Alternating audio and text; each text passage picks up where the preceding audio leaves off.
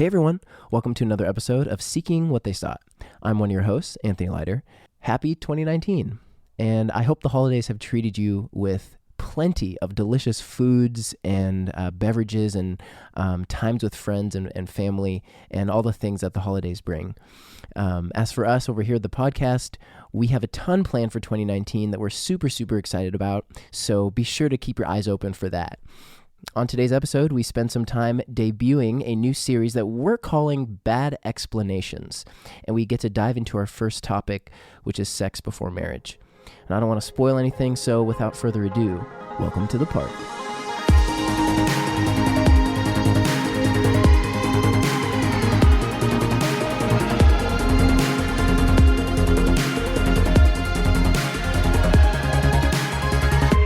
Hey everyone, my name is Jesse Churchill. I'm a pastor up in Washington State. I'm Anthony Leiter, as I previously mentioned before, and I live in good old SoCal. I'm a youth pastor at the La Sierra University Church. And I'm Sean Lenhoff, and I teach at San Gabriel Academy in Southern California. It's 2019, guys. Happy New Year. Does it feel different to be in 2019? For me, it does. Sean? Yep. For you, it does. Yep. Why is that? Okay. I'm going to be a father in less than 2 months. That's nuts.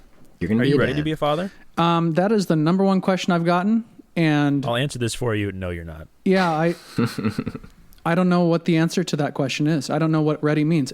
See, here's the reason why I don't think you're ready, Sean, and I don't think you ever will be.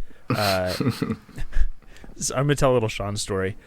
So Sean and I were roommates for about 3 years in college, and one year I was in the bathroom. This is going to be a very...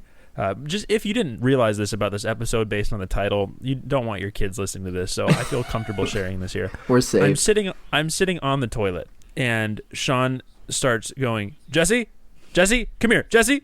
And I'm like, what, Sean? I remember this. I'm not able to move. Like I this isn't just a get up and come over there situation. They're like, Jesse, come here. Something smells like something's burning. And I'm like, what are you talking about? And he's freaking out. So I have to take care of my situation real quick so I can get there quickly. And I get there, and all that had happened was that a power strip had kind of like shorted, and so some smoke came out of one of the things, and Sean was freaking out. I had to get off the toilet in about maybe 15 seconds. Like it was pretty quick, and go in there for that. And I had to go back to the bathroom after. Like I wasn't done. You paused in the middle of this regularly scheduled programming, is what exactly. And yes. And so Sean, I just have concerns that like about his emergency reaction time. What are you gonna do when something's burning? Are you gonna start calling for your baby? Like, baby, come here, something's burning, and the baby is gonna be like, I can't speak. Like, what's gonna happen? That's what he will say. So I'm not going to defend myself against that because in the heat of a moment, I can sometimes get a little stupid. I won't always think things through. There was a time when Rochelle wasn't feeling good in the middle of the night, and I woke up and I was trying to get ready quickly to help her, and I turned my lamp on so bright that it blinded me. and I was incapacitated for a good 10 seconds. So That's amazing. And my brain, you sabotaged yourself. To be fair, my brain hadn't woken up. It was in the middle of the night. And the one that Jesse spoke about was not in the middle of the night. But no, that was in the middle of the day. But that's my first thing is I'm not going to defend myself. But I'm also going to mention, Jesse, that I don't feel like you're any more qualified because for every story you can say about me, I think I might have 10. So I'm gonna leave it at that. There was this idea in the Cold War called mutually assured destruction, which meant that's that what this is. If one nation launched off a nuke, like everyone was going to launch them off and everyone was going to die. That's what our friendships are. Like all three of us, including with a couple other guys, like we all know too much about each other. Too much dirt. The one night where we all just shared our deepest secrets, and at this point, it's like we have too much dirt on each other. So if one brings up one in public, then I can just bring up anyone else's. Over. It's just over. It's just we're all going down. We'd all be ruined. If I'm going down, I'm bringing you down with me. That's true friendship, folks. Yeah, exactly. Friendship, Christian fellowship in the form of Christian friendship. fellowship in the form of friendship amongst men. Destroy one another. John 3:14. We should talk about our new series that we're doing. It's called Bad Explanations. Why is it called Bad Explanations? I think that when we were talking about this, we were talking about how when we were growing up especially, and even when we were teenagers, like you get all of these terrible explanations for things. Like, for instance, I was always told you got to dress up for church, right? Because you got to wear your best for God. And it was always passed off like there's a biblical basis for that, for why I should dress up to go to church. And then as I grew up, I realized there's no biblical basis for that. And all of a sudden you realize, like, well, why was it passed off that way? Why was it explained as though, oh yeah, this has a good reason. There's a good reason for this. But then you grow up and you're like, I get the idea that, oh yeah, it's God. Like maybe I shouldn't come in, the worst clothing I have. But at the same time, there's no context for why I have to wear a suit, why I have to wear a tie and all of those different things. So that's one of the bad explanations. That's like a really basic level one. But there's a lot of things like that. I don't know. Maybe you guys have examples too. Yeah, I think for me, growing up as a pastor's kid, church is an easy topic. There's plenty of other things, but I think, like, I remember in particular, my dad had a huge thing. My dad's a pastor. I think I've said that before, but and I love him a lot. But he had this thing with hats on in church. Like, it wasn't even just the sanctuary, but it was in the church building in general. But especially in the sanctuary, it was like you could not wear a hat in the sanctuary, even if it wasn't Saturday. Yeah, it was like just in general, take your hat off. That's disrespectful. This is a holy area. And then as I grew up more and read the Bible for myself, I realized I don't find that anywhere in the scripture. Yeah. Like, it's definitely a cultural value, and the explanation was I'd always be like, well, why, Dad? And it was always like, because this is a holy place. Like you would take your hat off if you were meeting the president. Something like that. And I was like, I don't know if I would. I don't really share that cultural. Maybe this is a especially now. Yeah. So well, but even now, like, yeah, I know why you're saying that, Sean. But at the same time, like, even now, like, if I'm wearing a hat that day, and it's part of what I'm wearing, it's part of your outfit. Like, there's not really a reason to take it off.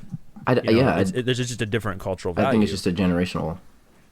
Yeah, but part of the reason we're doing this series is because then it was passed off to us. Like, it wasn't just a generational value. Right. This is a timeless value. Right, it's like a timeless value with spiritual implications. Exactly. So if you don't do this, it's like, wow, is God angry with me or dissatisfied, or does God look at me differently if I'm wearing a hat in a sanctuary? And then there's all these underlying weird presuppositions, like God's presence is in the church sanctuary, which is we can get into more about that, but we're going to do a whole episode on church and worship and stuff. But yeah, for sure. Sean, do you I know you're a pastor's kid too. Did you have any from your parents, or maybe even just from people in the church? Or Oh yeah, I mean, the ones you mentioned, dress, and I mean, no food in the sanctuary, no running in the sanctuary.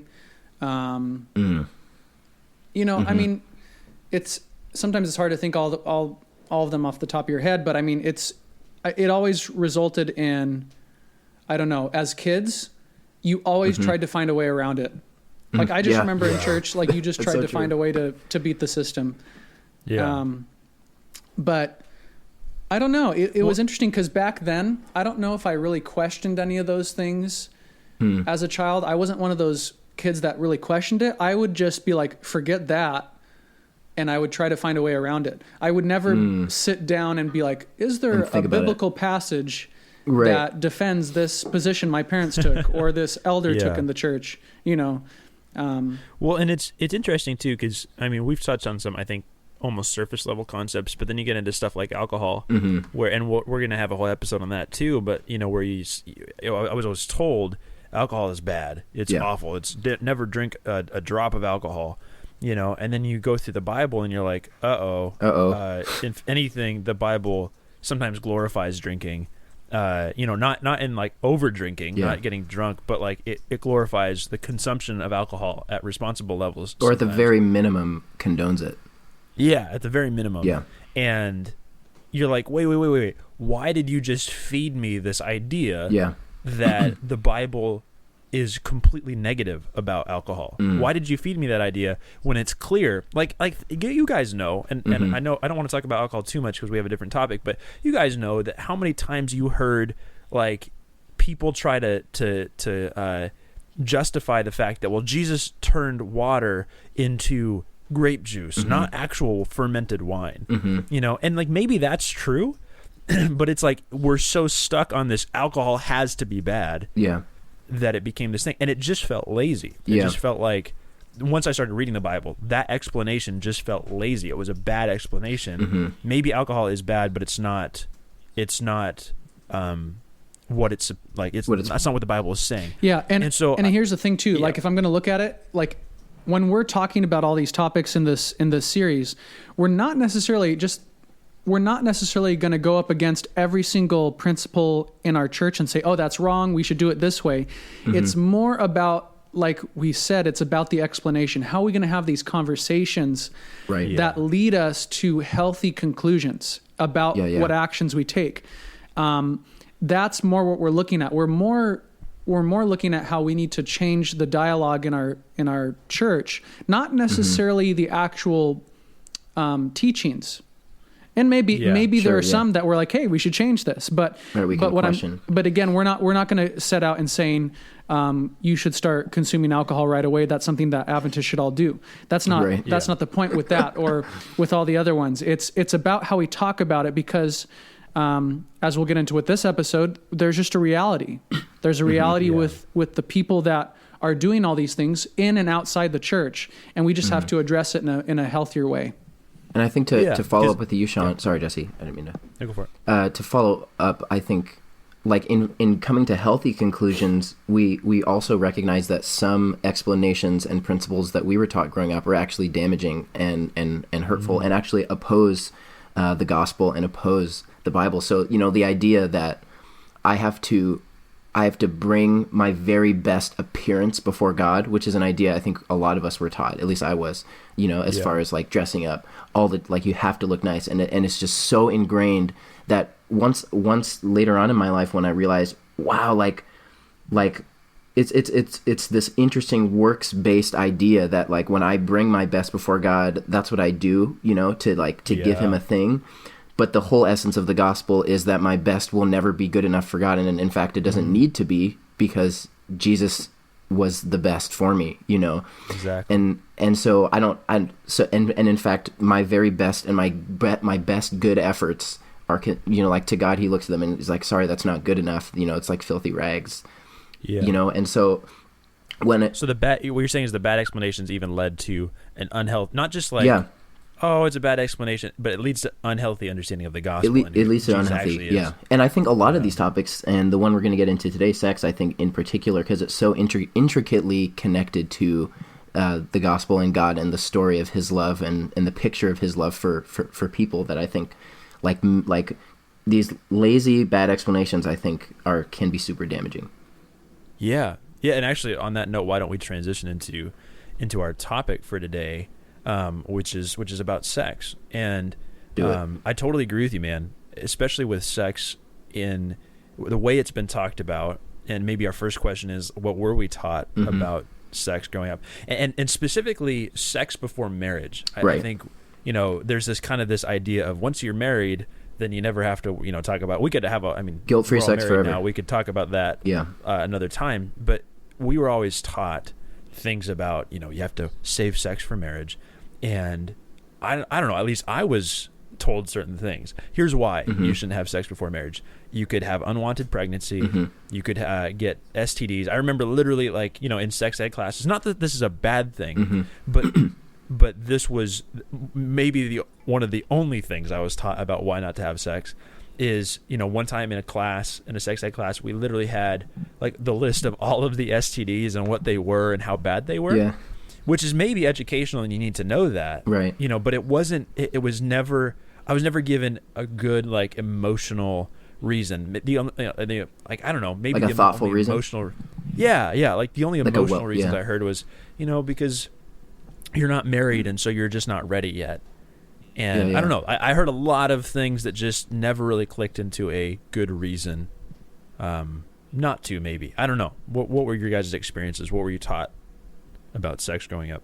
Oh man, it's hard to think back, but I feel like a lot of what I heard and what was taught was a lot of this like purity and shame culture, especially. So if you were a virgin until marriage, you were pure, and that was called staying pure, and like being a pure person.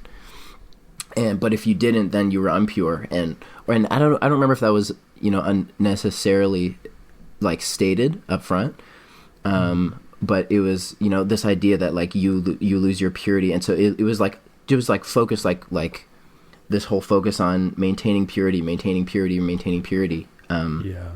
And if you didn't maintain purity, then it's like a lot. And I want to get more into this later, but the idea that your whole identity is sort of wrapped into like your sexual purity. Yeah. I don't think at the time when I was growing up, I made these conclusions, but I think later on in reflecting back. But yeah, I need to think more about specific things. Sean, what do you think? Yeah. So, I mean, it came down to, I think for me, more in school. Now, I mean, I got the classic things at home about, saving yourself from marriage and anything. But honestly, I just remember more at school, more prominent memories of like what Jesse mentioned, where we watched, like, I remember a video series on, I can't remember her name. It was some lady that was presenting in front of a large crowd, and a lot of them were teenagers. It was hilarious to watch because all the teenagers were with their mothers in the audience. Oh, and you could tell, like, that's the best way to learn about sex, honestly. You could tell though that the kids were like, I can't believe my mom dragged me here. Like, it was miserable. This is the worst day of my entire existence. Yeah. So it was kind of funny to watch that, but like she was, really passionate, telling story upon story of how she's seen broken couples coming to her with the stories about STDs and brokenness, and how he left me out to dry because once I had sex, he abandoned me, and I was called inappropriate things, and I was looked upon as, kind of the whore at my school, and just terrible, these terrible borderline fear-mongering stories. And like Jesse said, these are real stories, right? So it's not that we shouldn't be aware of them, but it's the only rhetoric that you hear at all, right? So, and then usually what happens is by the very end, you get a short section that speaks about how sex is beautiful. It was created by God, within the context of marriage. So just wait for it. It's going to be beautiful. The 5-minute conclusion. But you just got to wait for it, and it'll be beautiful then. But there's no other explanation. It usually spends 90% of the time is on the downside of it. True. And then the rest is briefly touching on the beauty of marriage, being a good place for sex. But it doesn't really get into how it's a beautiful thing or the purpose of it. Maybe sometimes there were a couple Bible verses we go over that were talking about the purpose of sex and all that. But again, it was Sean, very brief. I don't have any memories of really having discussions in class or I don't either, actually, in the church about the good ones. Not until I was in high school, I think. It took maybe until high school that we started getting conversations. And I remember probably the most impactful speaker in high school for me was at a camp meeting when I heard Pastor Matt Gamble give talks about the importance of the mind and sexuality. And I think that was a big breakthrough for me personally. Yeah, Sean, you brought up an interesting point as we were discussing stuff in the lead up to this series, that because we were talking about how bad explanations, it's like, we heard all these terrible explanations, or at least like really incomplete pictures of, because maybe you need to know about STDs and the dangers of them. Yeah. But when that's all you hear. And Sean, you brought up that it's really hard for, like, especially parents or adults. How do you teach a 12-year-old about sex in a way that they're going to understand? How do you teach even a 15, 16-year-old? Like, you guys know how, especially three of us boys, in high school, every time someone said sex, like, we were in the back just dying. Yeah, we were the immature kids in the back. Yeah, like, and so how do you teach those kids about sex? You don't really. But here's the problem that I think Anthony, you said this. Yeah. Because you said, yes, that's a problem. But the problem is that we never heard the adult explanation later on. Right.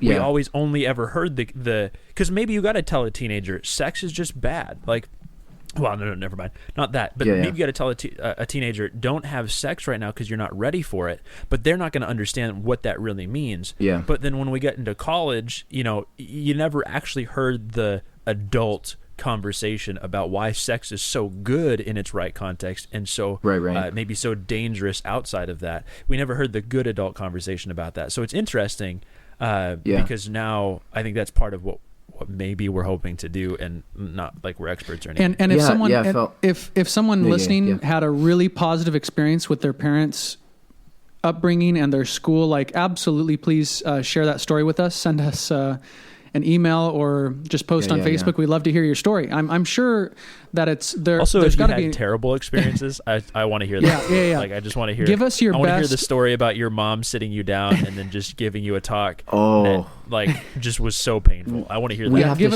us your best bad explanations. We have to share Anthony, our stories. Do you have a story? Well, I'm remembering now, like a lot of the weird, like lazy examples like that were given to me. So I'm remembering like the used car metaphor. Like wouldn't you wouldn't you rather buy a brand new car that's never been driven and never been used than a disgusting used car from a dirty used car lot, and if you have sex before marriage, that's what you are. You've been used, or like the water bottle example. I think you've seen this one too, Jesse. The water bottle one where there's like two water bottles. One of them is totally, the illustration starts off with two totally fine, clean, brand new water bottles. Then in one of them, like some guy comes on stage, and I think I was at a camp meeting somewhere. Some guy comes on stage, and he like opens one of the water bottles and just like drools all over it and spits in it, and then he gives it back to the presenter, and the presenter's holding these two, and then he says, like, which one of these would you rather come to marriage as, like the brand new unopened pristine water bottle or like the used slobbered on. This is what you're presenting to your future spouse, basically. Yikes. Well, and the scary part is there's like this weird, and I gotta be careful here, there's this weird sub-level truth to it, like, wouldn't you rather have like that experience of sex between just the two of you and there's no baggage from the past? There is that, right? And there's a beautiful message in there. But then there's to not do sex the justice of having a legitimate conversation about why it's so powerful and why and then to not bring shame and guilt into it like that. Like, I mean, that's horrific. It's like, that's awful. It's when you think about it, it's like reversed. It's like reactionary, it's all reactionary language, because if it was proactive, it would be like a proactive stance would be, this is what we believe about sex. And then you just be that. But a reactionary response is like the world around. And it's fair, I think, to say that this is how the church responded a lot, as the church looked out at the world and saw like, wow, like, sexual promiscuity is on an all-time high, whatever. And then it just reacted and said, okay, we need to like push back against that. But instead of like creating an alternate stance and being proactive, oftentimes I think, we've just sort of been reactive and just, Well, it would seem like if sex is everything that it should be in the context of marriage, shouldn't the positives of what it was created to be outweigh the fear-mongering that needs to be done in order to make you not have it before it's right context? Yeah, it's like, I think that's kind of I think that's what we all miss too. Weird to me. I think for sure. The thing is too, like, we can all agree that Satan has used that to create brokenness in the world. Like we all agree that there's so much brokenness, but the thing is the church is acknowledging that brokenness, and almost like, instead of focusing on the beauty, they're saying, let's focus on this brokenness and be really scared of it, right? And put up our walls against it, instead of saying, instead of putting up walls, what if we instead took the approach of just recapturing the beauty of it, and we wouldn't need to put up the walls. It would fizzle out. You wouldn't have to fear. You'd have less of a need to be afraid. Yeah. Yeah. And I don't know and to be honest, I'm not accusing anyone or, any specific people that have done that, because I think honestly, it's easier to put up the walls of fear than it is to get back to the beauty of the intent of God. I think that's much harder. Well, and there is something to be said about age, right? Like you tell a kid not to cross the street because you might get hit by a car, right? Like there's a fear level to that. But then someday you hope they understand the bigger concept, right? That it's not just fear. It's like, you want to have a full and healthy life. You don't want to purposely or unknowingly do something that might hurt you, right? And so hopefully they understand that concept later, but you have to start with fear. But I'm interested in I know both of you guys have done a lot of research biblically about what the Bible says about sex, especially outside of marriage, or why it's supposed to be in marriage. Anytime as a youth pastor I'm asked, like, can you talk about sex, Pastor Anthony? I'm like, yes, let's 100%, let's do it. So exciting. That's a little bit like that. That's a little bit weird. No, I feel like it's not weird though. I feel like yes, let's talk about sex. Like that. That's the level of like excitement. Is, well, I mean, as we just stated, like this wasn't something that was talked about thoughtfully for me growing up. True, yeah. So I love the chance to be able to talk about it thoughtfully with teenagers and to like just sort of dispel all of the weird, like, ooh, like I don't know, like what's the word I'm looking for? Presuppositions, mysterious, yeah, like I want to say hysteria, but that's not the right word. I'll think about it.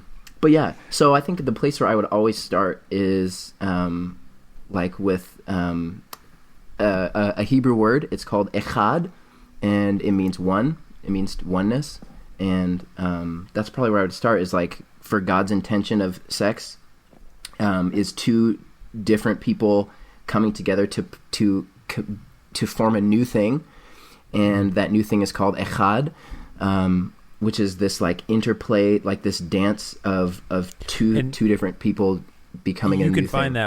You can find that word in Genesis 2:24. Yeah. It's when I think is that where you find it, or at least the concept is there. Yeah, I'm pretty sure Adam that is and Eve 2:24. Right? Yeah, Adam and Eve are created, and then it says that the two will leave their father and mother, right, and they'll become one flesh. Right, and that's that word echad. So good. So yeah, that's where I would start, and that's what I think is just that basic idea is a countercultural idea that that two are becoming one, and this one thing is becoming a new thing, and that sex is a part of that oneness, and it's like the glue that keeps that oneness together. But yeah, that's where I would go. There's plenty of other things to talk about, but well, actually, and if you don't mind, I want to talk about that concept a little bit, the becoming one. Yeah, because there's a level of this that makes sense in the context of marriage as opposed to anywhere else. Because if there is a oneness that's coming from this act, or rather that this act is the culmination of this commitment to, I'm committing to you. Because that's in essence, Anthony, you wrote this. I don't know if you had read this somewhere or something like that. Yeah. But I ended up speaking at a week of prayer and going off of some stuff that you had written about it. And I love this concept that when you are committing to someone, you're saying, I'm committing to all of you, right? Every bit of you, your good stuff, your bad stuff, the insecurities, the strengths, all of that. I'm committing to all of you. And sex is the ultimate level of that, where you are fully naked and exposed. And I mean that, like not just physically naked though, but emotionally and spiritually, every layer. Spiritually, yeah. you're kind of stripped bare, and there's this level of, will you accept me like this? Wow. Yeah. And so for both of you to be in that state and then to come together and then to have this physical act that you said this earlier is in essence the glue that brings you into that sense of oneness. But the problem is that you can't become one if you haven't committed to every part of somebody. Right. Because then what you're saying is like, I'm committed to all of this part of you, to like these four things, but then there's these two things that I'm not ready to commit to. And yet this action has in essence stated, I'm ready to become one with you. Right. Even though I wasn't quite sure if I was actually ready to become one with you. Yes. So that seems to be the part that I totally missed if it was ever talked about in high school or even in college. Yeah. But then now today, it's meaning so much more. This echad, this two different people become an individual almost, or an entity in and of themselves. And that sex is the culmination of that commitment. And I feel like I would go two places. I would say, I mean, one, this oneness and this echad is good. It's good. It's not gross or dirty or bad, but it's actually good and beautiful and amazing. And I think that's the first place. That's usually what I talk about first when talking to high schoolers is just like, we have this idea somehow that like sex is dirty or bad or gross. But in reality, it's like God made it, and God wanted to make it, and it's something that's good and awesome. And I always describe it as good but dangerous because we live in a broken world, all of the best things that God has created are dangerous to us because we tend to worship them. And so, I would say that. But then the second thing is that, like what you were saying, Jesse, in the commitment confines of marriage. Confines is an interesting word. We could talk more about that. In the commitment of marriage, I truly believe that sex is the most closest picture to what God's love is like, which is kind of like this statement: I see all of you and I still love you. I see everything and I still love you. And in fact, I want every part of you. And I think that part that you said, Jesse, which I guess you were quoting me, so I guess I'm quoting myself. I guess this is a roundabout self-promotional. The guy who's quoting you as your quote. Oh, my word. But yeah, I think the idea that because I'll speak for myself, that I was given these cheap illustrations of what sex before marriage does, like the water bottle and the used car. I was never able to get to the deeper level, which is that, and this I think is a worldview breakdown between a biblical worldview and a postmodern worldview, or the worldview of the world and our culture. I think this is where it breaks down, which is the idea that sex inherently means commitment. Because I think if you ask any non-religious person, does sex mean commitment? I think most people, especially our age, would say no, not really. You can have sex; it doesn't really, maybe that's something you do on the first or second date, But crazy. I was, when I was doing this week of prayer, I ended up sitting in the Bible classes with some of these kids. Yeah. And this one guy, I appreciate his honesty. Honestly, I think he was a senior, and he says, honestly, I get all of that, but I still think that sex is just something you can do. You can just have it, and it's fine. There's not a ton of other stuff to it. So it's not like what you're saying is, there is a quite different idea. Yeah. Of what sex actually is. 100%. I think that's totally where our culture disconnects with the biblical worldview, which is that God created sex to inherently create commitment. When you do it, it creates, it makes commitment.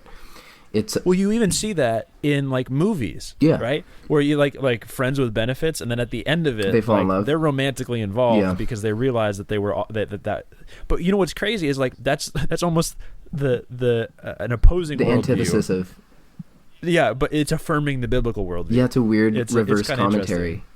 Yeah, that's true. So there's lots more that could be said, but I love that part, that sex, that I believe the biblical worldview, what I believe it's saying is that sex is saying, when you have it with someone, I want all of you, not only just your body, but your past, your future, your dreams, your hopes. Can I quote you on this? Yeah. I literally have what you wrote down. Oh, really? And then Sean, I want to ask you about some of the stuff you've done.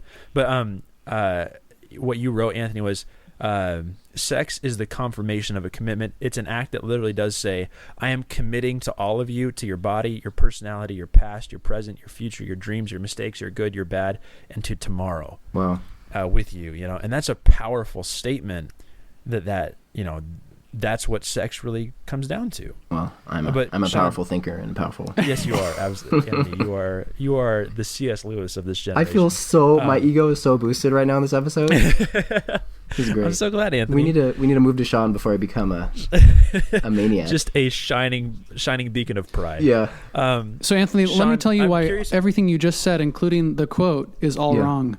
Oh, bring it back down. No. Sean, in that I'm sorry. I was ready for that challenge. Now I'm excited, but no, I'm kidding. No, Sean, I'm curious, in that context of what we're talking about, where echad, or this coming together as one, you've done more research into some of the other stuff in Scripture that it says. What are you seeing? Yeah, I mean, you guys focused on the positive, and I know we said before, we want to focus on the positive of sex and why God created it and the purpose. But honestly, I'm sensing a butt. But if I'm sensing a huge, massive butt. There's a big butt. Big butts, and we cannot lie. Nemo wants to touch this butt. So the reality. Wow, going back in the references. Okay, that's ancient. Here's the reality, though, is our church, and again, this is actually not just an Adventist issue. Probably out of all the things we've spoken about, this is a larger Christian topic. There's not many exclusive Adventist teachings on sex that are different. Again, that are different than the larger Christian body. In fact, as I looked up, normally we want to kind of look at our church roots on stances on sex, but pretty much they lined up with other Christian movements throughout the 19th, 20th, and 21st century. Like it's all similar. So, but the thing is, with all of those, the challenge is it's almost always when sex is brought up, you talk about the negatives. And so that's where this kind of idea that the Christian church is judgmental or it's not fun. Oh, you don't want us to have sex and party and enjoy these things, right? That's where the conclusion is when generally people in the church, if you listen to them long enough, a defense I've heard very often is no. People inside marriage and in a committed relationship, they're having more sex and the sex is better. And I hear statistics on those things. So in my head, we'll talk about that in a second. And in my head, I almost think in the back of my head, like, well, why don't we talk about that more? Right. But anyways, the reality is when I looked in the Bible, I had a very interesting experience with that. And again, for those listening, if you hear something that you're like, oh, they missed that, or Sean missed this, then share that with me, please. But I went through. Please, if you sense that Sean missed anything, like if you sense he got it wrong, if you sense that, then please tell us, so we can berate him. To hear that, just specifically Sean. Yeah, please do. So the point is this: as I went through Scripture, I was looking for what the Scripture has to talk about when we look at sex. I was specifically thinking about our topic today, which is sex before marriage, the concept of fornication. It's kind of an old-timey word used for sex outside of a marriage context, specifically like before marriage, like you're not married. You're having sex with someone else that's not married. It's different from adultery. Adultery is where there is someone that is maritally involved and breaking that vow through that. That's adultery. So, but with fornication, I was trying to look up, are there any explicit teachings in the Bible that talk about fornication? And as I went through, I had a really hard time finding any passages that explicitly teach that you should not have sex with someone else if you're not married. Now again, I want to be careful how I say that. I'm not saying that the Bible... because you just said something huge. Right, so I'm not... Huge. Again, now don't change the structure here. What I'm not saying... I'm not saying that the Bible condones it. It's not like the Bible says, oh yeah, you can have sex wherever. But when it comes to explicitly stating, oh yeah, you can't have sex outside of marriage, it doesn't explicitly state that. Now, I would argue that in principle... you would have a very hard time. Because are you kind of arguing that based on the fact that like it doesn't say don't have sex before you're married, but it does say don't be sexually immoral. Don't have sex. So you get, in essence, don't fornicate. Don't like that people who are fornicators. I hate that word. That is one of the worst words. It's a weird, ambiguous, I hate even using it. I feel old. Yeah, but here's what's interesting. As I looked up all the translations of the word porneia, which is the Greek word that's used for sexual immorality, it has synonyms like fornication, but fornication, I'm not sure that that's equal to sexual immorality. Now, I know that we equate it as such, but I cannot find a passage in the Bible, at least in my read through, that specifically the word porneia can be appropriately used in the context as fornication, like sex between two consensual adults or two consensual people that are... Did you say consensual? I totally did. Consensual.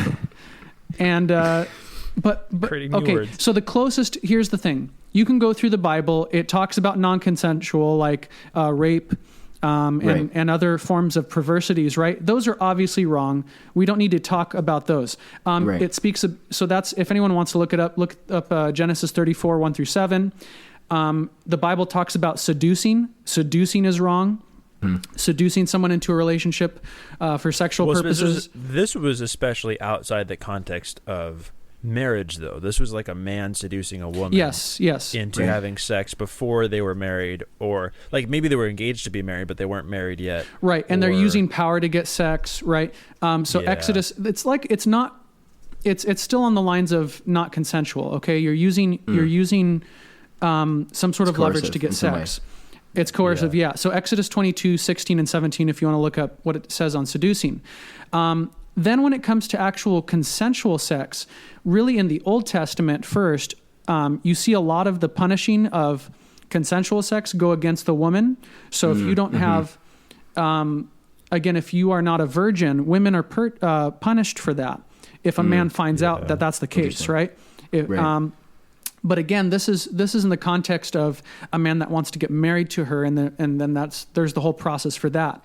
But again, as I went through, including the New Testament, and I looked up some articles, I looked at what people had to say about fornication. The most common passage that they look at is 1 Corinthians chapter 7, verses 2 through 5. 1 Corinthians 7, 2 through 5. And as I look at even that, and I go through that, I have a really hard time completely being convinced that passage is talking about fornication. When you say that, you mean consensual sex between two adults that are not married, like Correct. in a modern context, or even pledged to be married, or whatever it may be. Yeah. That passage, by the way, that Paul uses, basically, it's saying that if you have troubles of lust and and you're inflamed with passion, you should get married so that you can control that. That's Paul, who is this staunchly single man saying, like, right. I don't need to get married because I'm fine. But he's like, but if you can't control yourself, having sex, then you should y'all probably get married. Right. And I see what he's saying there, right? But the thing is, people will use that, and I was reading some that said this clearly states that fornication is wrong, that sex before marriage is wrong. And the thing is, I feel that that's a bit of jumping to a conclusion. There's still, for me at least, a gap. There's a gap there that I'm not quite resolving there. Because, again, we're talking about lust, and you could almost make a case that in a committed relationship that you're not talking necessarily about lust when we're talking about sexual intimacy, but that's another whole right area. Actually, that's a really challenging. That's a really challenging discussion, actually. Yeah, that's good. So it's interesting because what I don't hear you saying is that it's that the Bible isn't saying sex can be had anywhere. What I do hear you saying is that we have, in essence, explained it as the Bible says literally word for word, don't have sex, before marriage. Yeah, it's not that simple. Now, again, it doesn't say that specifically. Right, and I want to be careful because I don't think it supports. I want to be really clear on my conclusion is I don't think it necessarily supports the idea of fornication. I don't think it supports that anywhere. But to simply say that the Bible gives a clear definition of why fornication is bad and that it should be avoided at all costs and it's sinful, that is a bit of a stretch. I do want to point that out, but Which is challenging because I think many of us were brought up with the notion, or at least it was kind of portrayed to us, that the Bible had a really black and white, clear stance on the sex before marriage is clearly wrong. Almost. I'm going to be honest. Like even right now, you saying this is messing with my like. But no, wait, hold on. Oh, you feel resistance in your heart right now. Yeah, no, even though I think I understand what you're saying, there's part of me that's like, wait, no, hold on. But I'm even looking up the verses right now that you've mentioned in our outline, and I'm looking at them like, yeah, like this one says, for this is the will of God, your sanctification, that you abstain from sexual immorality, but it's not really explicitly stating what that means. There's no list of as actions. Much as it's like that this specific action would be sexually immoral, and this one too, and this one too, and this one too. Right. But the general concept of there are immorality. Lists given of sexually immoral things, but fornication is not included on them. That's my point. Mm-hmm. So, and that's a whole other ball game because there's things on that list that could be whole other discussions, right? Yeah. But my point again, as we look through it, it's not as clear as at least I'd like it to be. And so I think in principle we have to go back on what the Bible talks about when it comes to sex, and when you look at throughout Scripture. I do personally think there is a case principle-wise when you look at the themes of Scripture that sex was designed to be within a marriage structure. For sure, yeah. I think logically that's just what it is. But I think our rhetoric needs to change, because here's the strange thing. Fornication is a word I've heard, and it seems like a very biblical word, but I can't find in Scripture where fornication is used. And maybe someone more intimately involved with porneia and the Greek and Hebrew could help me with that, because I just could not find an example. I've seen sexual immorality branch out to mean different things like fornication, but I can't find a biblical passage where that word fornication should be used would be the only using of that Yes, word. yes, that's instead of it being translated generally as sexually immoral, that it could just be, it could in essence say in our English, in a better English, not our old English, that where you would only translate the word porneia as don't have sex outside of the context of marriage. Yeah, Right. that's what I want to know.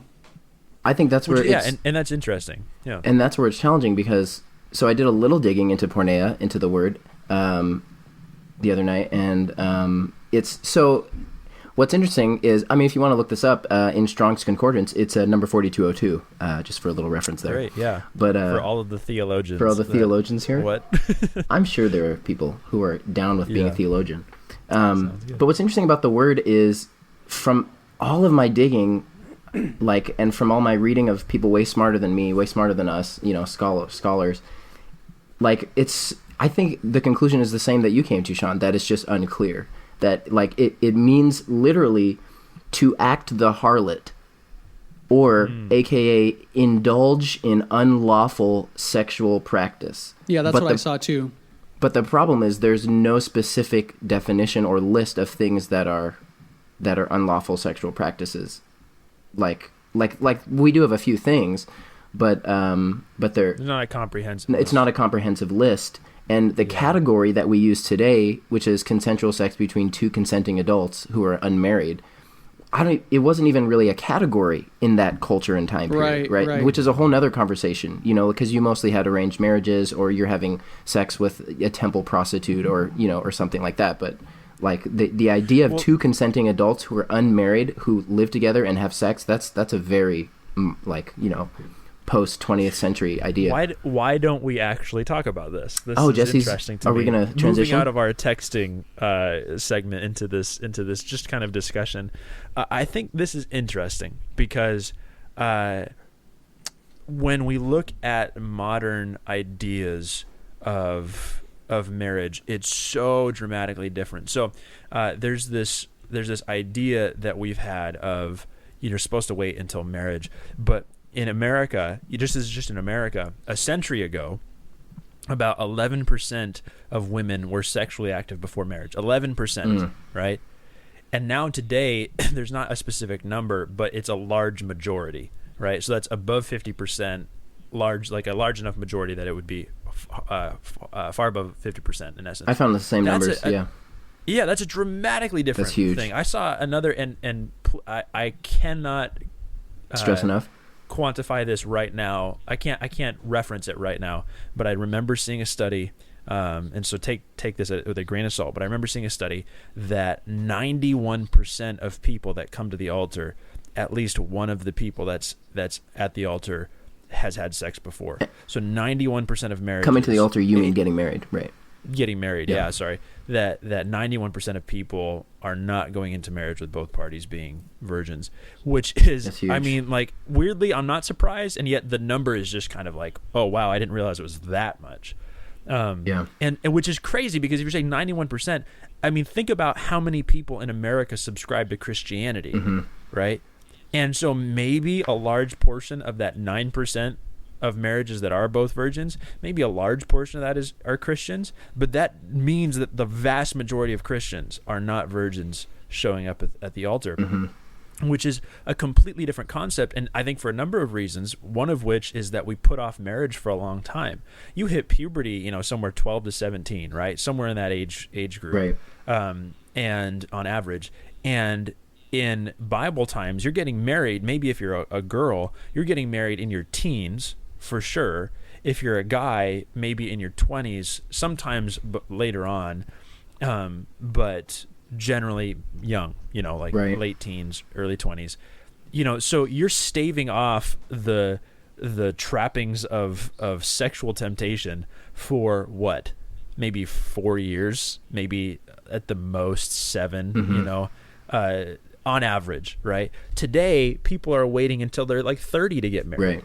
It's only getting so older, that means that if you hit puberty when you're 12 and you don't get married till you're 30, that's 18 years. That's huge, yeah. Of having a sex drive that is strong and natural and normal. What do you do with that? Yeah, and there's different reasons too. There's economic reasons. There is just the kind of the more individualistic idea of our society. different, like when you see all of your parents get divorced, you don't want to get married until you find the right person. There's so many different reasons for it. And so that I think is a thing that is just completely different today. That even though I got married at, oh man, how old was I? I think I was 22. That's still almost a decade of having a sex drive, and then there's some people who don't get married into their 30s. And so it's like, dang, that changes a conversation about sex. It just does. Whether we want to argue, whether we want to acknowledge that as Christians or not, it just does change the conversation. And I think to follow up with what you're saying, did you when you were looking up stuff, did you find the fog zone study?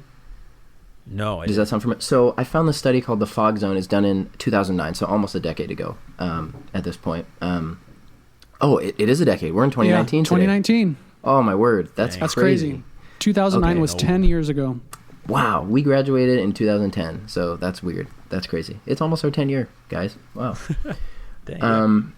But yeah, so this study, there's a whole relevant article about it, but they're basically what they found was that they were studying the difference between evangelicals who have gotten married, who have had sex, and non-religious people, and they found that 80% of unmarried evangelical young adults, so this is the ages 18 to 29, said that they had sex. 80% of unmarried evangelical young adults. And the statistic for non-religious young adults, same age, is 88%. So we're like, evangelical Christians are only 8% behind. It's only 8% behind. So can I use that? Anthony, let me use that for a second. If we have those statistics there, I want you to picture now as Jesse brought the idea of, I don't know if it was camp meeting. Think of the camp meeting setting where a presenter goes up with the water bottle. Right. Dang. And you spit in the water bottle, and 80% of the people watching, this is just a guilt trip for them. Yeah, everyone's thinking about what they did. Oh man, that's something exactly. So again, the whole point of this is we need to accept the reality of what we're working with. We can all agree that life would be simpler if, we already said this, life would be simpler if there was more committed relationships and it was always within the context of marriage. But if these numbers are true, and say there's always going to be the cynical side of me that says, oh, this is only one study, whatever, yada, yada, yada. Right. But there's very little doubt in my mind that this is reality. When you look around, this is reality. There's most people, and I would say maybe even argue that most Christians, it's not much different. There's plenty of Christians living together, having sex, and it's before marriage. It's outside of a marriage context. So with that being said, even if the numbers are smaller, whatever it may be, the principle is still we need to change the way we talk about it, because that analogy of the bottle, as much as you can say and argue, sure, it'd be better to have the new bottle. Who are you speaking to? Right. Yeah. Who's that? And you're speaking to such a small amount of people in that room. Yeah. Because I understand that there's a need when you're preaching or giving a talk or you're with a close friend, there's a need to convict, right? And there's the idea of the Holy Spirit convicting our hearts and leading us to a better life.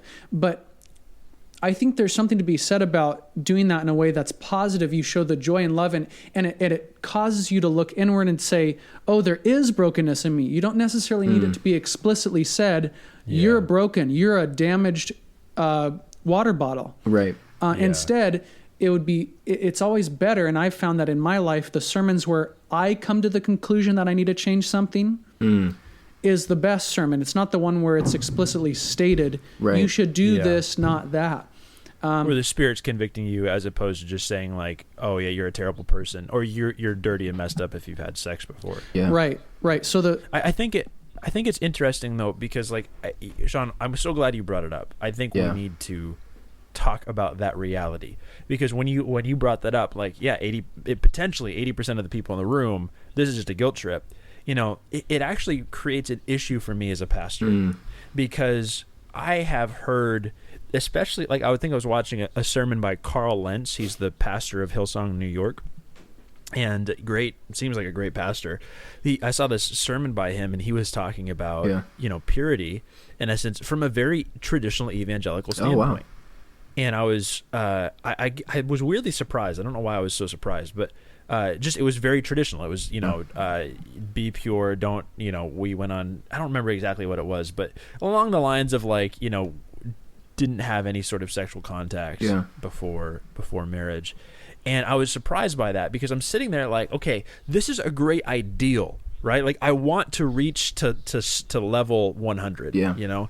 But the reality is that what do you do when you have people who love Jesus so much and are so close to Jesus, and yet they're in a relationship where they are so drawn to each other, you know, and sexuality is just a reality in their relationship, but they are so in love with Jesus, and it's a point of guilt and shame for them, but they're still sexually active because it's a powerful thing.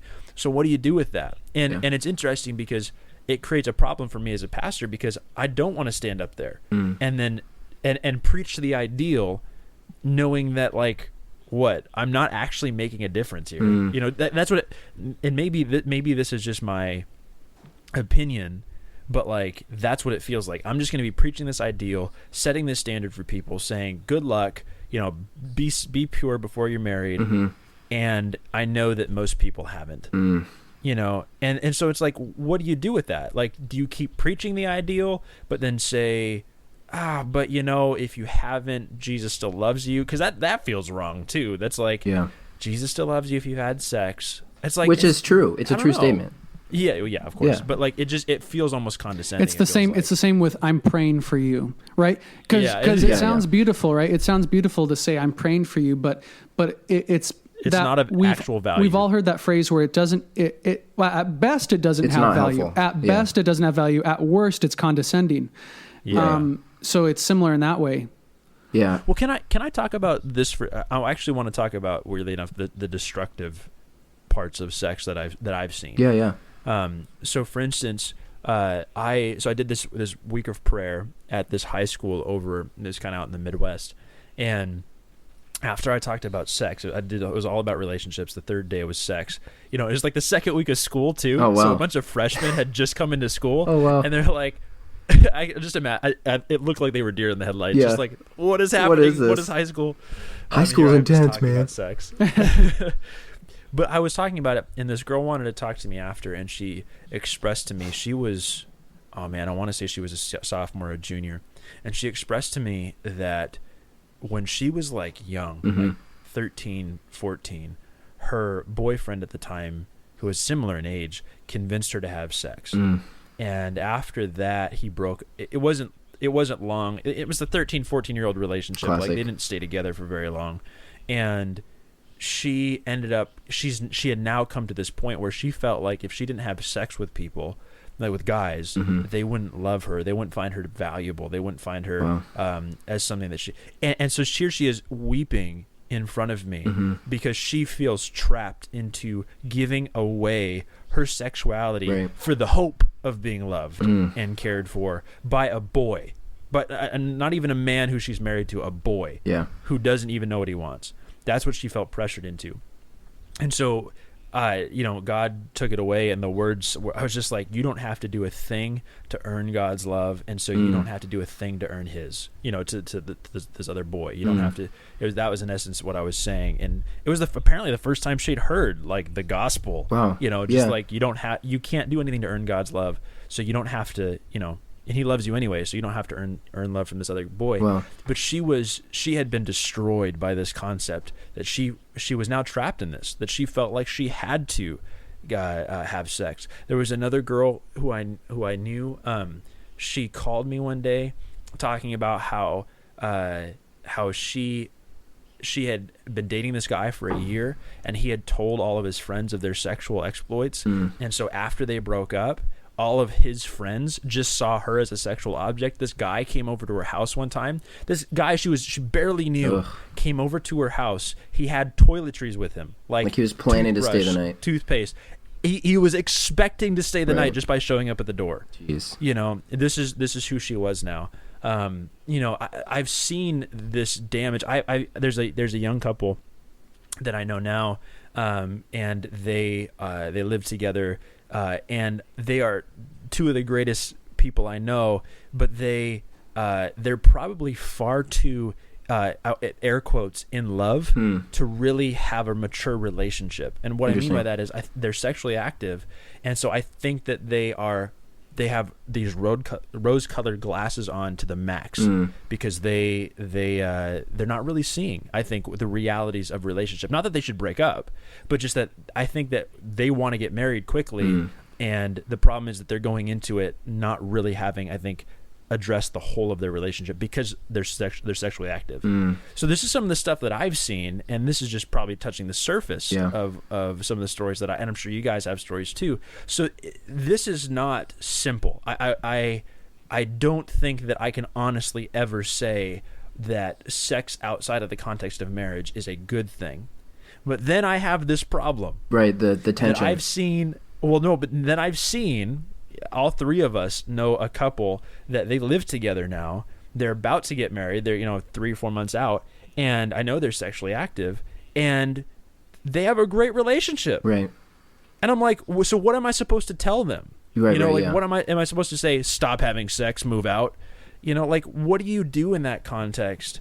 There's these gray areas that become a huge issue, and I don't know what to do with it. I'm being completely honest as a pastor. I don't know what to do with that. I think that brings up the extremely complicated area within this topic of engagement, and especially because, I remember feeling as an engaged person, this is real weird because I said the words, "Will you marry me?" She said yes. We've made this commitment, and we're going to get married. It's only a matter of time, And so feeling this pressure and this very natural, I'm in love with this woman. She's in love with me. God made this, and He made this this attraction isn't something that's a result of sin or something evil or bad or wrong. This attraction to want to be physically active sexually is a thing God made, and it's good. Yeah. And so there's always this feeling, and I remember at a certain point, us our whole friend group, we didn't our whole fan group. The fan group. The Jesse Sean Anthony fan group. We have about thousands of followers, millions around the world. No, I remember our friend group because we were all dating and engaged around the exact same time, and I remember all of us coming together and having finally talking after being engaged for a while, and all of us saying oh man, we all feel the same tension. We all feel the same temptation. We all feel the same, man, this isn't really talked about. This is we were never really told how to manage this, the fact that we're going to get married, but we also feel this tension, So sorry, Anthony, the only thing I've heard on it and we don't really talk about it a lot. And the only thing I've heard is stories that people give in response to that is, well, people break off engagements. You see people break off engagements. Right. Exactly. That's so be careful because, and we had a teacher in high school that had this crazy story of actually breaking off his current wife. And I say current wife, his only wife. They've been married for years and whatever, it's great. But he broke off his wife's engagement with another man. I totally forgot about that. I forgot about that too. So and when I say that, the story, more of the story is she left her fiance for him. And so it's kind of like that. And there's stories like that where people say, so if they had been sexually active, just because they were engaged. Imagine all the baggage that would come with that. Right. So it's that's the story that's given. Here's my response to that though, is you can use the same argument for marriage. Yeah, right. You could always get it. This is a problem because when we have generationally seen so many marriages implode, right. How many people are like, "Oh, marriage is safe," you know, especially in the church. We've seen marriages implode all the time, and so it's all of a sudden you realize that's not much safer. And I need to be careful here because I'm happily married. I love my wife, but I want to be careful because I think I fully understand the fear of well, yeah, I don't want to have sex till I'm married, but that's not safer. In fact, it's crazy. Marriage is almost more dangerous because if your wife were to leave you, it would hurt even more than if your girlfriend left you. Right, and when you look at the statistics, the 50% statistic in and outside of the church, it's So I think it's a very real fear. Yeah. So Sean, sorry, I cut you off, but no, it's just, I think at that point it's just semantics to argue that. That you really have to be careful because if that happened, what would happen? Sure, that's one very small scenario, and yes, we know people that have broke off engagements and whatever, but it's the same reaction you have when someone breaks off a marriage, right? Because there's the commitment's been established, right? They've both agreed to this commitment. So sure, neither one is ideal, Both are it's both the result of brokenness and sin in this world. But again, the problem is when we are in church or when we're talking with people feel like church is no longer real because we're always speaking to the ideal and not the reality. Oh, so good, Sean. And so if we're not, But see, okay, I have an opinion about that. So I have an opinion about that. Yeah, go for it. Let's move the opinion zone. Actually, Ooh. I want to talk about this. Is it opinion zone time? This is our opinion zone time. Here we go.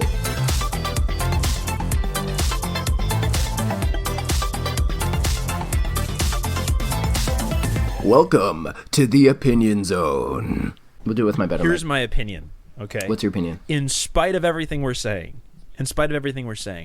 I firmly believe that we need to continue to set out the ideal. And this is so weird for me to say right now.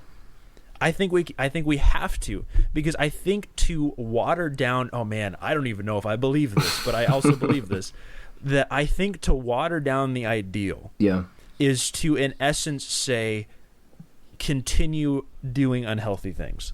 And that's not any better. But I'm being real here. I don't know if this is the best option, but I just know that to water down the ideal and then to say, yeah, honestly, like I can't honestly say don't have sex before marriage because I know 80% of you are already doing it. Like to then say, oh yeah, I guess that's fine then, doesn't really do what sex is justice. When we talked at the beginning about how powerful sex is, where it's this coming together of one, like we have to acknowledge that is no light thing, right? That is incredibly powerful. So I'm saying this as my opinion, but also I don't know if I believe everything about it. But at the same time, like we can't water it down. We can't water scripture down, because I think why you're right, Sean, that it doesn't explicitly say some of this stuff. The concept is very clear that that marriage and sex go together. That sex outside of marriage is almost always a destructive thing in Scripture, at least portrayed as that. Right? Yeah. Like you look at a bunch of the stories, especially in the Old Testament, it's almost always destructive. And so, like that to me says we have to continue this concept of sex and marriage are what is God intended, right? Yeah. It's the gold standard. So not hold up that idea. Yeah, so that's my opinion. We have to continue to hold up the ideal, but I'm also struggling with holding it. So I think there's a difference between holding the ideal and knowing the right thing to say to people with questions. So again, if the whole thing is we have bad explanations for a great ideal, we don't need to change the ideal. I don't think we really need to change that to change our explanation. At least not this one. Yeah. We in essence, we don't have to change our belief. We have to change the way we explain our belief. Is that what you're saying? Yeah, I think we need to change the way we explain, the way we carry out it. And I think it's so challenging because we grew up in the same church where we had the same problem. So it's almost like blind leading the blind. So we have to really, for us to get out of that. I hear that blindness is a side effect of self-pleasure. Oh, man. Right. Yeah. Yeah. I I was also taught that masturbation would lead to blindness. What was that? Is that a Kellogg quote? A John Harvey Kellogg? I don't even know. I think that's like that a is. whole other. Oh well. Sorry, I had to bring that up just because it's like that's another bad explanation. Well, back then I don't know about the blindness. Well, yeah, actually the blindness was there, but they actually believed it made you go insane too. But the thing is, no that big was deal. actually Sean said it so matter of fact.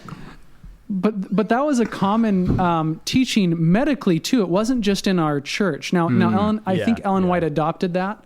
But it was actually taught medically too. But that was isn't that terrible? Like you go to an insane asylum, you're like, oh my goodness, how many of these people got here because of that? That's a terrible thing to think. That's the reason. Check their knuckles. Sorry, we totally. Oh my word! You get hairy hands, right? Yeah. Sorry. Anyways, we just aside. went off on a horrible tangent. Sean, you were saying that it's like the blind leading the blind because in essence, we went through the same bad explanations. So now what do we do? It just compounds. Yeah, we absolutely need to have more conversations in the open about it. I think that's where it starts because here's the thing. All three of us, sorry, spoiler alert, I don't think we have a perfect answer for how to remedy this. But the reality is we need to have more conversations in the open. We need to create an atmosphere in our church that we're safe to talk about it.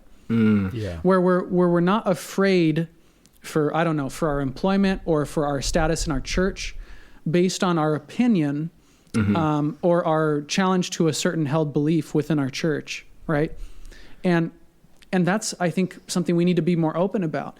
And we need to have more dialogue about what is healthy. We need to have a conversation about what healthy conversation is. Ooh. Like our church is at a point, we're at a point where we're not having healthy conversation in so many areas. In fact, I think this podcast exists because our church fails to have healthy conversations. 100%. Yeah. On a whole, totally agree. This podcast exists for that purpose. So if we're looking at sex, we can't even start with saying we need to have healthy conversations. We need to have a conversation about how to have healthy conversations. Yeah. Well, so now I'm going to totally go against the last part of what you just said and ask you, because I totally agree with you, Sean. We absolutely need to have that. But for the sake of our episode today, I want to ask, how could we talk about sex in a healthy way now? So, Sean, you would come up with a great idea of, say this, not that. So like if we were to say to somebody who was asking, well, what do I say about sex? And we said, say this, not that. What would you say? Careful, Sean. Really this is a recording of you saying this for all of eternity. I know. We're gonna show this to your son, your newborn someday. son. Right after his birth, he'll listen to it. Yeah, exactly. Yes, and hopefully he'll be fully indoctrinated. Yes, so. Absolutely. I'm trying to think of all the different scenarios. I mean, honestly, if someone just is give asking, us one. Just give us a basic, right, the basic big question, right, is the one we've had bad explanations on is, why can't I have sex before marriage? And I would probably start focusing on what we've already talked about at the beginning. Is I would say sex is a beautiful thing that God created for us. It wasn't meant to be awkward. It wasn't meant to be taboo. But it also wasn't meant to be broken. And there are many examples of brokenness in this world. And instead of focusing on all the details and the fear-mongering, I would focus more on the beauty that we said that we didn't get in our childhood. And and here's the thing, it's going to be awkward.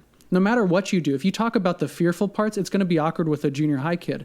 But it's also going to be awkward to say that sex is beautiful. I remember when pastors did say things like that, even though it was few and far in between. I remember there were a couple of sermons in my life that I heard some charismatic pastors say, sex is beautiful, I love it, with my wife, and go into it, and I'd be all like snickering in the back with friends and stuff. But here's the thing, I'd rather have that uncomfortable conversation and say sex is beautiful, God created it, it's an amazing thing that actually draws closer to him and to someone else in this world, and focus on that. I would rather say that than say, oh, look at all the STDs in the world. Look at how painful it is, and you're stuck with it for life. And imagine you're a water bottle that's broken, and been so rough. Slobbery, dirty water bottle. So I know that doesn't fully remedy it. I know that doesn't answer everything, but I would start with that. I would say, look at the beautiful before you look at the ugly. Anthony, what would you say? Oh man. Well.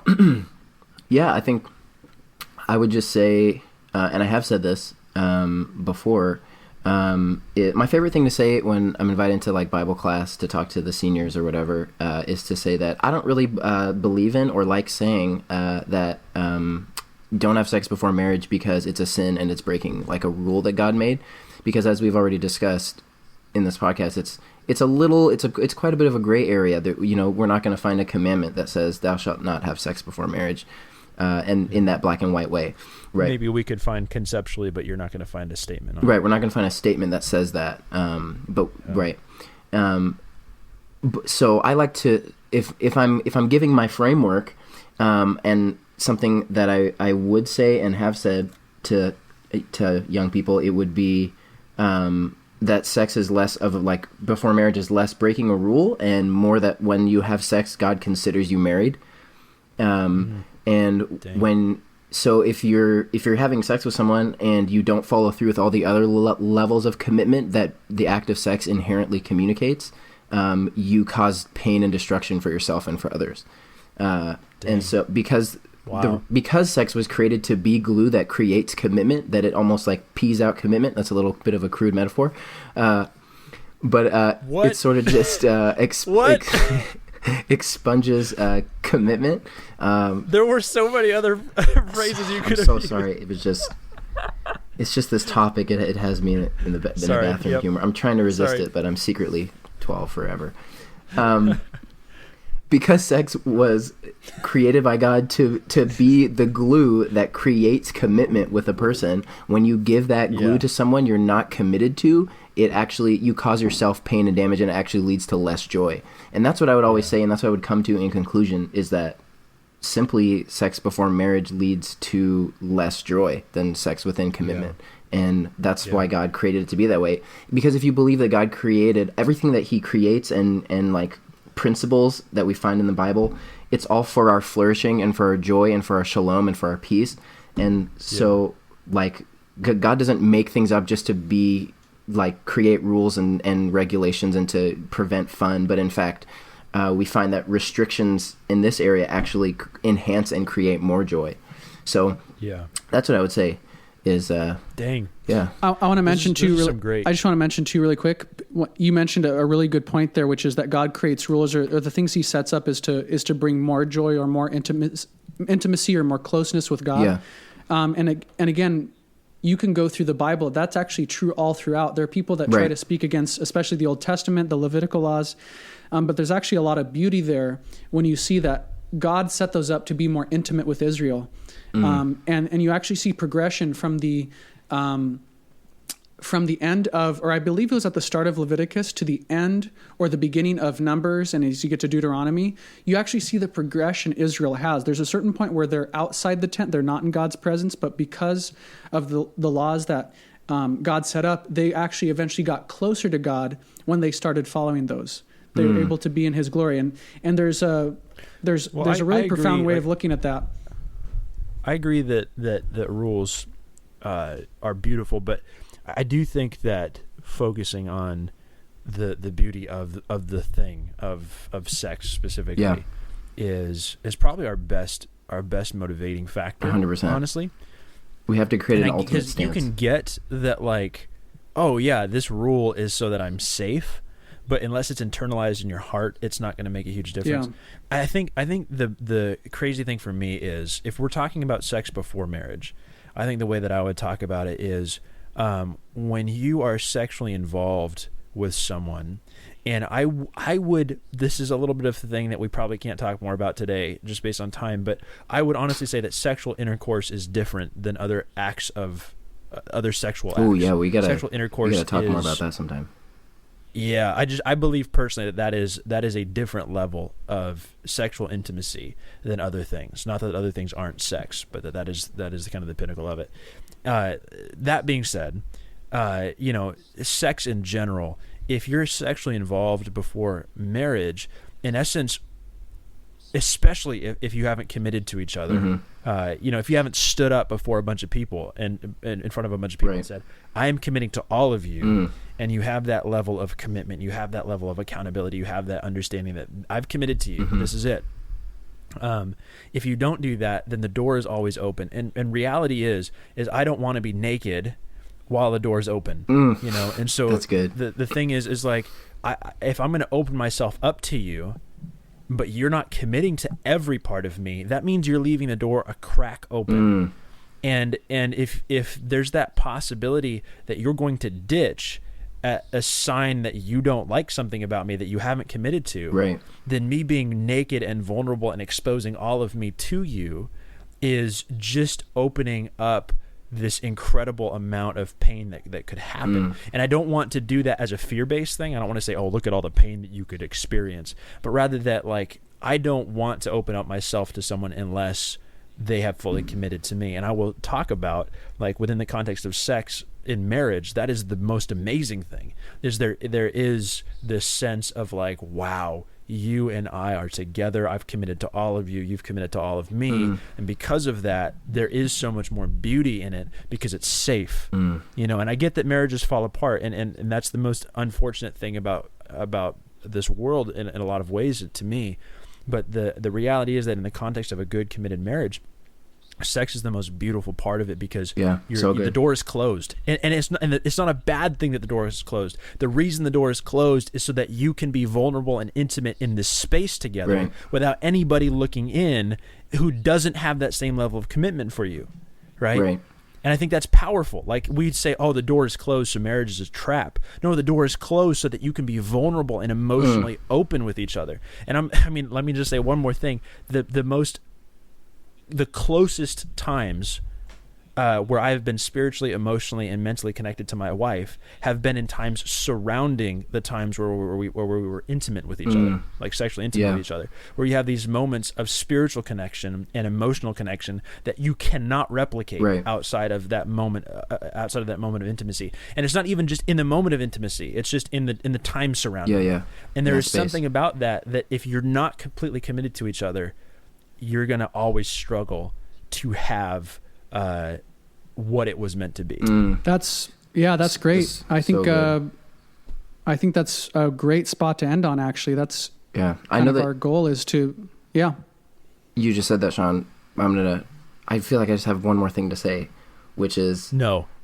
You're gonna filibuster me. Go for it. No, go for it. I want to hear it.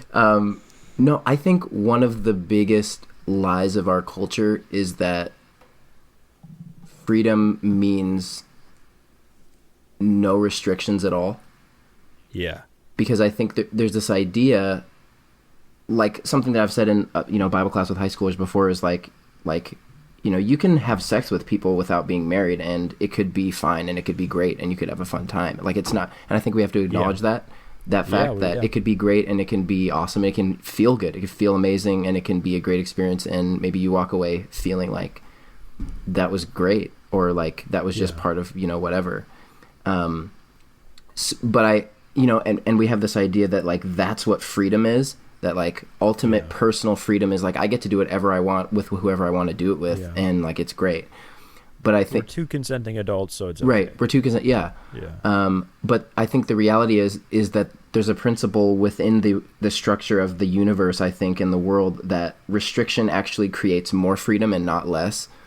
And actually, so if you're in a plane, like you wouldn't want to be in a plane that has no roof, and you like you would be dead immediately. And so like in the case of being in an airplane, restriction actually creates the ability for you to flourish and sort of live and not be dead. And there's just so many more examples of that, like a campfire within a fireplace, like creates warmth and heat and life and joy.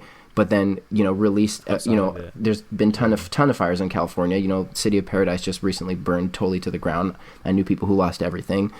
In that case, it's destructive and awful. So like the idea that restrictions inherently create, like boundaries inherently create less freedom is actually it's a myth. It's not really true. And I think that's sort of what like this like cultural worldview breakdown we have when we talk about this topic. Well, and just to hit on that in the context of marriage is, exactly. You can be so much more intimate. I can be so much more vulnerable. I can be so much more honest about how scared I am about something, about how terrified I am. I can, spirituality too is inherently vulnerable. And so I can be so much more spiritual even with my wife and vulnerable with my wife because I'm not worried about her leaving tomorrow. I'm not worried about her seeing me and being like, oh yeah, I don't know if I want that in a husband. No, she's committed to me, I'm committed to her. And so sex is the glue, it's the ultimate, it's the culmination of that. Right. And because of that, it makes everything around it even better.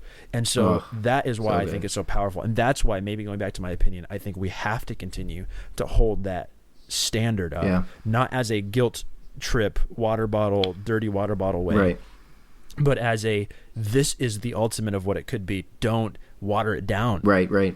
Honestly, don't water it down into something that it's not. Right. Because if it's not what it could be, it's not what it is. I think we can champion an alternative position, which is God's outline for joy, which is sex within a committed relationship, and talk positively and use better language, which I think is what we've been saying.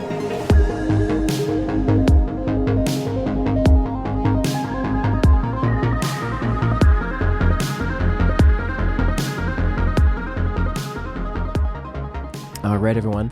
Just want to thank you so much for listening to this episode of Seeking What They Sought. A couple quick notes. Would you take some time to leave us a review? It super helps us to kind of know how we're doing. Whether you're on Google Play or the iTunes, would you just stop and leave us a review? And we would super appreciate it. As always, feel free to also check out the show notes below because we tend to put more information down there for things that we're talking about. So check that out. And of course, we want to thank Eric Edstrom, our 17-time Dundie Award winning producer, for all of his hard work in making us sound great. So we will see you guys next time on Seeking What They Sought.